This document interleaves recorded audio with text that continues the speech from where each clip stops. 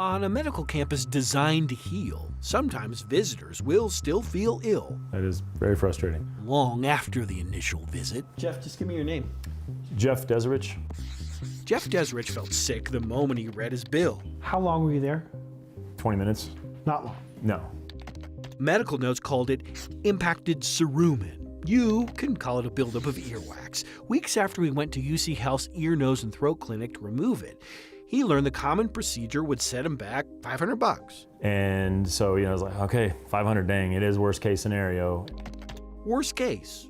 Until a few months later, that case got even worse. If you had any idea how much this was going to cost, you wouldn't have gone. I would not have known. Yeah, no, not at this point. The $500 bill was just for the nurse practitioner who removed the earwax.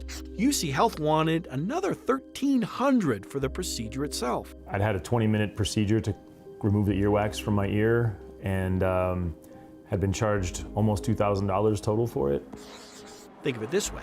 Jeff could have flown to Paris, stayed a couple of nights, had a few good meals, and then flown back to Colorado.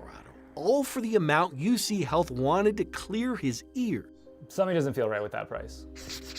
We asked a trio of medical billing experts their thoughts on Jeff's bill. It's a ridiculous price. It is totally obscene.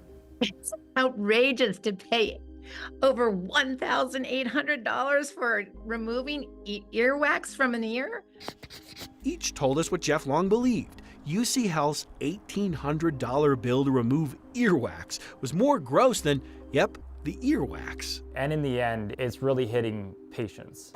As CEO of GoodBill, a patient advocacy website, Patrick Haig makes a living looking at medical bills. He knows government-run Medicare would have paid little more than $57 for the procedure.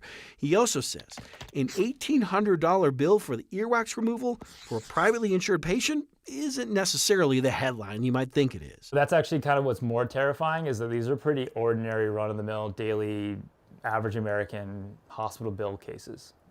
Like, this is a really normal thing. Normal because patients like Deserich are subject to often nonsensical negotiations between medical providers and insurance companies. In this case, Aetna. Look how UC Health billed Aetna. These are the codes for the procedures. Next to 69210, which is the earwax removal code, UC Health put in 0361. That's the code for minor surgery. And all the data shows, indeed, that was pretty unreasonable. Haig knows what happened to Deserich wasn't minor surgery at all. Problem is, UC Health says it doesn't matter.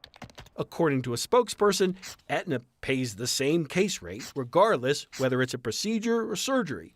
This is their contract, he added. I wish I could say I was surprised at this point. I'm always infuriated. Adam Fox works with the Colorado Consumer Health Initiative. He says the first thing patients should do when receiving a big bill, look at their explanation of benefits, or EOB, from the insurance company. The EOB will tell them how insurance is handling the claim. How much of the services they are covering, what the contracted rate was, and what the patient responsibility to pay is. In Deserich's case, his insurance paid nothing because he had yet to hit his deductible, the amount patients have to pay before insurance kicks in. Nearly everyone has a story about being overcharged by our healthcare system.